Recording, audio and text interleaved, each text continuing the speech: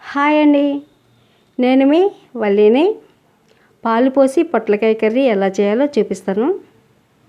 ముందుగా పొట్లకాయని పై లేయర్ అంతా తీసేసి చిన్న చిన్న ముక్కలుగా కట్ చేసుకుని కొద్దిగా ఉప్పు వేసి గట్టిగా పిండితే వాటర్ అంతా వస్తుంది. ఇప్పుడు గట్టిగా పిండి వాటర్ అంతా తీసివేసిన తర్వాత ముక్కల్ని సైడ్కి పెట్టుకోవాలి. స్టవ్ ఆన్ చేసుకుని గిన్నె పెట్టుకుని ఆయిల్ వేసి పోపు దినుసులన్నీ వేసి వేయించుకోవాలి. ఆవాలు, జీలకర్ర, మినపప్పు, శనగపప్పు, ఎండుమిర్చి, దంచిన వెల్లుల్లి, పచ్చిమిర్చి, ఇంకా కరివేపాకు వేసుకుని అలాగే మీడియం సైజు 2 ఉల్లిపాయల తరుగు కూడా వేసుకుని బాగా వేయించుకోవాలి.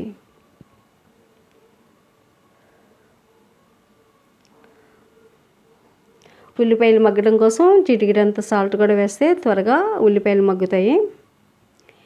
మోస్ట్లీ పొట్లకాయ కర్రీని బాలింతలకు ఎక్కువగా వాడతారండి.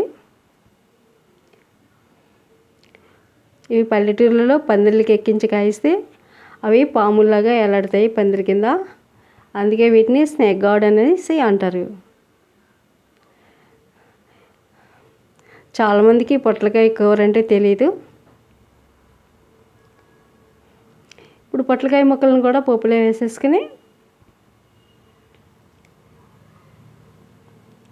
పోపు అంతా పొట్లకాయలకి పట్టేటట్లుగా బాగా వేయించుకోవాలి. పొట్లకాయ ఎప్పుడైనా కానీ లేతది చూసి చేసుకోవాలి, లేదంటే నారలాగా ఉంటుంది ముదరకాయ అయితే.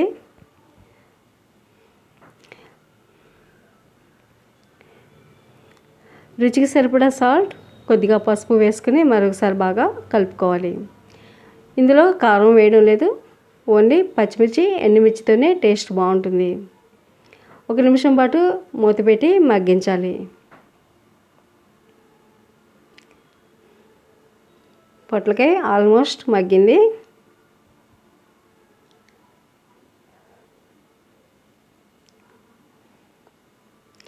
కూర గుజ్జుగా ఉండడం కోసం కొద్దిగా వాటర్ వేసుకుని కుక్ చేసుకుందాము. లేదు ఇలా పొడి పొడిగా ఉండాలనుకుంటే మరొక 2-3 నిమిషాలు ఇలా ఫ్రై చేసుకుంటే సరిపోతుంది. చిన్న గ్లాస్ అంతా, టీ గ్లాస్ అంతా వాటర్ వేసుకుని మరొకసారి బాగా కలుపుకొని మూత పెట్టి మరొక 2 నిమిషాలు కుక్ చేసుకోవాలి.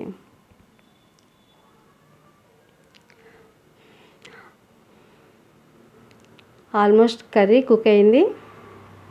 ఫైనల్గా చిన్న టీ గ్లాస్ అంతా ఫుల్ క్రీమ్ మేగడతో సహా పాలని వేసుకుంటే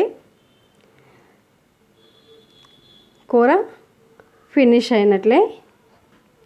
టేస్టీ అండ్ హెల్తీ పాలు పోసి పొట్లకాయ కర్రీ రెడీ అయిపోయింది. ఈ వీడియో మీకు నచ్చినట్లయితే లైక్ చేయండి, మీ ఫ్రెండ్స్ అండ్ రిలేటివ్స్కి షేర్ చేయండి.